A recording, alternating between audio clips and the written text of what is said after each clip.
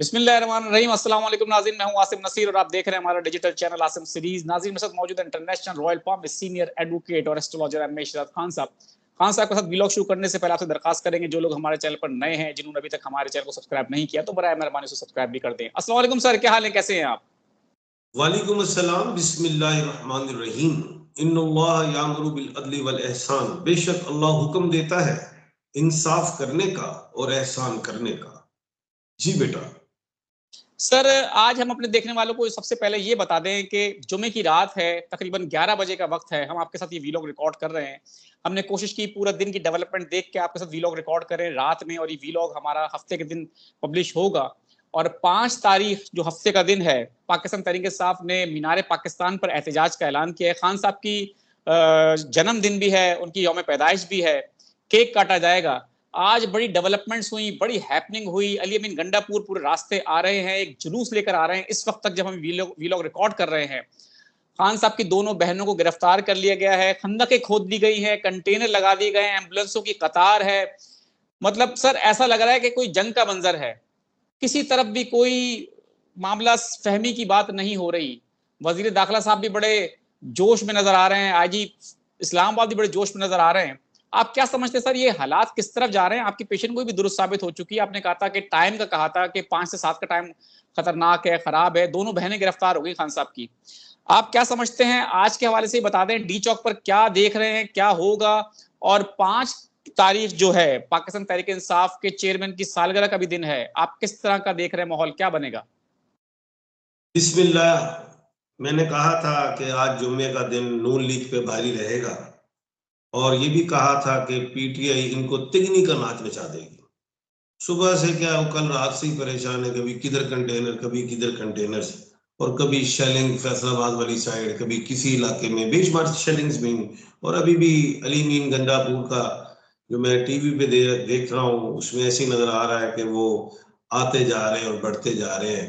तो काफी परेशानी। और ये भी मैंने कहा था कि मोहसिन नकवी साहब हैं और ये मरियम नवाज साहबा जो हैं, इनके लिए 17 जो है अक्टूबर तक बड़ा टफ टाइम होगा। और आज आप हैरान कुन एक बात देखें कि दफा वो 245 के तहत जो है फौज को भी तैनात किया गया है कि 17 अक्टूबर तक रहेंगे। और ये आप देखें कैसा मैच कर रहा है मेरा मामला, कि मैं कह रहा था कि 17 तक बड़ा टफ टाइम होगा मुल्क पाकिस्तान के हवाले से भी और दुनिया के हवाले से भी।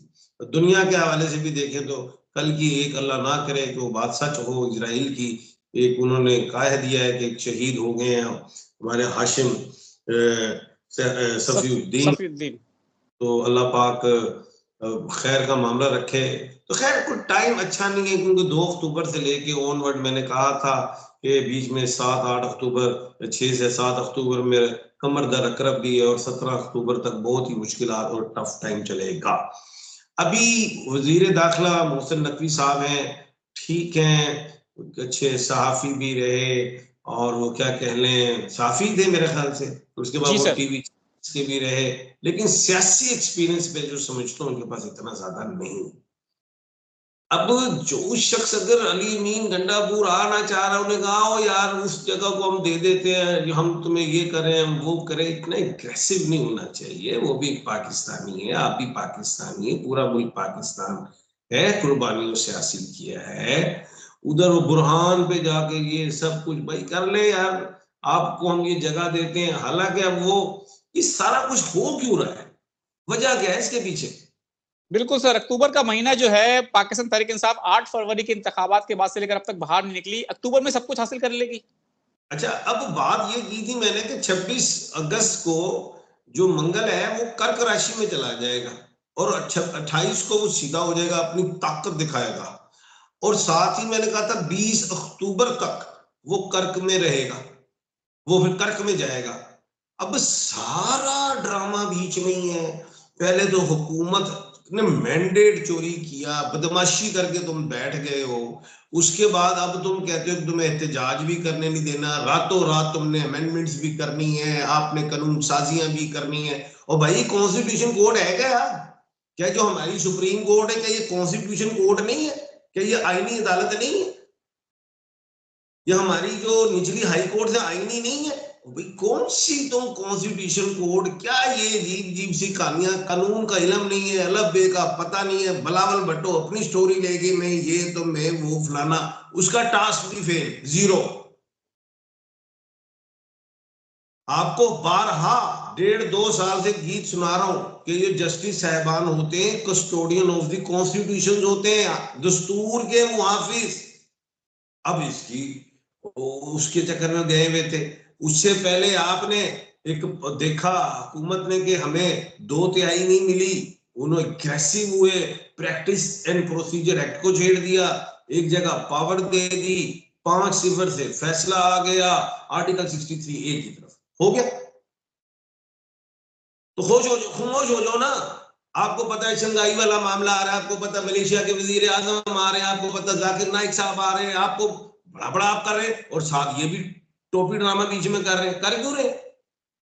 और भाई, और इमरान खान साहब ने अक्टूबर में तो इतने जलसे जुलूस और इन बातें की नहीं थी, तो वो भी अडियाला यूनिवर्सिटी में बैठा हुआ इमरान खान साहब जो है वो भी एक जीरक सियासतदान हो चुके हैं। उधर मौलाना फजलुर रहमान साहब क्यों, हमेशा तो वो राइट लेफ्ट हो सकते थे, अब क्यों नहीं हो रहे?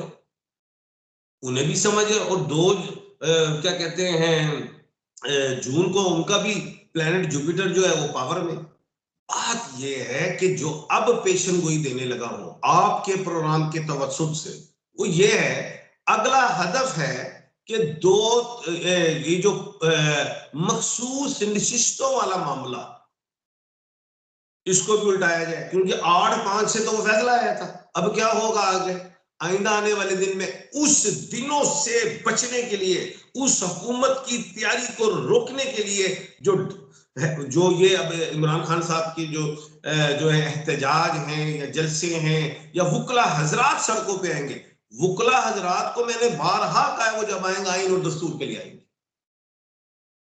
अब ये होना क्या है, ये लिख लें, पेशन को ये मेरी लिखवाएं होना सर। ये है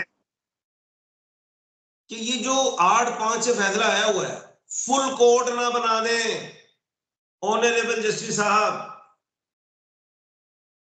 अपनी रिटायरमेंट से पहले पहले इस फुल कोर्ट को रोकना है। ये मैं समझ रहा हूं कि ऐसा जो मुझे जफर समझा रही है। अब फुल कोर्ट में 17 जस्टिस साहबान भी हो सकते हैं और 19 भी, और 19 इसलिए कह रहा हूं कि जो इल्हाक में आए हुए जस्टिस साहबान, ताकि फैसला चेंज हो जाए, कुछ ऐसे ऐसे हो जाए। तो अगर ये मैं सोच रहा हूं, जफर से देख रहा हूं, कानून का एक कानून को भी समझता हूं हर चीज, तो बेटा ये उस चीज की फाइट है और ये दोनों आगे बढ़ेंगे, हासिल कुछ नहीं होना। आईनी तरमीम में इसलिए रातों रात होने जा रही थी कि वुकला हजरात को, बाशऊर लोगों को जो कानून को समझते हैं उनसे छुपी रहे। ये तो पंडोरा बॉक्स खुल गया है, हुकूमत अब अपने हाथ कटवा बैठी है, उसके दांत खट्टे हो गए हैं, अब इसलिए वो अग्रेसिव है, हम ताकत के जरिए। और भाई मेरी जान, हम एटॉमिक पावर हैं, क्या है हम? एटमी ताकत पूरी दुनिया में। और हम पूरे मुसलमान जो पूरी दुनिया में चित्र खा रहे हैं, अल्लाह माफ फरमाए, अल्लाह माफ फरमाए, क्योंकि किसी के पास एटॉमिक पावर नहीं है। आज इजराइल की जुर्रत है कि हमारे किसी मुसलमान कंट्री को देख ले, हमारा नाम ही काफी है मुसलमानों का हमारे मुल्क पाकिस्तान का, क्यों नहीं डरते हमसे? क्यों लोगों पे हमारा खौफ ही नहीं है? क्योंकि हम IMF के हाथों बिके हैं, हमने अपनी जेबें भरी हैं। चले खैर, मैं बात किसी और तरफ चला गया। कहने का मतलब ये है भाई, असूल की साथ चले। ये सारी जो लड़ाई है, ये जो सारे अभी जो कल भी केक कटने हैं, जो कल की जो डेट आ रही है 5/10/2024, इन तमाम डिजिट्स को काउंट करो, बनते हैं 5, और 5 मुल्क पाकिस्तान का है, खान का भी नंबर 5 है। कल भी बेतहाशा लड़ाई झगड़े भी होंगे और पूरे मुल्क में केक भी कटेंगे, गिरफ्तारियां भी होंगी। और वुकला को मैंने कहा था ना ये आएंगे, वुकला भी गिरफ्तार हुए। लाहौर में भी आज मैंने वाकयात सुने, इस्लामाबाद में भी हुकूमत को होश के नाखून लेने चाहिए। उन्होंने जलती हुई चिंगारी में एक तीली और लगा दी। बिल्कुल ठीक है, बिल्कुल ठीक है सर। बेहतरीन आपकी प्रेडिक्शंस रही हैं अब तक की, आज भी हमने आपकी प्रेडिक्शंस ले ली है और देखते हैं मुस्तकबिल में होता क्या है। सर आखिर में आप हमारे देखने वालों को जी सर। प्लूटो 12 अक्टूबर को सीधा हो रहा है, होश के नाखून ले ले हुकूमत, नहीं तो जैसे मैंने एक पेशन गोई की थी बेशुमार प्रोग्रामों में कि नरेंद्र मोदी को स्ट्रॉन्ग किस्म की ऑपोजिशन मिलेगी। प्लूटो 12 अक्टूबर को सीधा हो रहा है, उधर से नरेंद्र मोदी को स्ट्रॉन्ग ऑपोजिशन मिलेगी, इधर हमारी हुकूमत को स्ट्रॉन्ग ऑपोजिशन के साथ साथ स्ट्रॉन्ग वकला भी मिलेंगे। होश के नाखून ले लो, डिले कर लो, 25 का छोड़ दो, आगे जाओ, आगे तरमीम करनी है, उधर जाए, असेंबली दी गई है, उधर अवाम के नुमाइंदे बैठते हैं, वहां पे डायलॉग बहस होने दो, फिर ये दंगे फसाद खुद ब खुद खत्म हो जाएंगे, जो मुझे समझ आ रही है। बिल्कुल ठीक है, बिल्कुल ठीक है सर। आखिर में हमारे देखने वालों को क्या पैगाम देंगे? हालात बड़े मुल्क के खराब हैं, आप क्या समझते हैं? मेरा पैगाम यही है, हुकूमत को ही है, अवाम को तो हम देते रहे। हुकूमत को यही पैगाम है भाईजान, मेरे हमारे आकाओ, हमारे अफसरों, हमारे बोसों, हम तो यही कहेंगे, हम तो गुलाम है। हम तो ये कहेंगे जनाब, टाइम को गुजारें। सख्त जब बुराई का टाइम आया हुआ हो तो उस टाइम को गुजार लो, डिले कर लो, फिर जब फजा अच्छी हो, मौसम अच्छा हो, फिर डायलॉग करो, रास्ते निकल आते हैं। इस वक्त दोनों तरफ गर्म हो, नुकसान हो। बिल्कुल ठीक है सर, बहुत-बहुत शुक्रिया हमें वक़्त देने के लिए। नाज़रीन, यहाँ हमारे व्लॉग का वक़्त खत्म हुआ। मुझे और अहमद शहज़ खान सबको दें इजाज़त। आखिर हमारा वही पैगाम है, मुस्कुराएँ, प्यार बाँटें और अपने आस-पास के लोगों का ख्याल रखें। अल्लाह हाफ़िज़।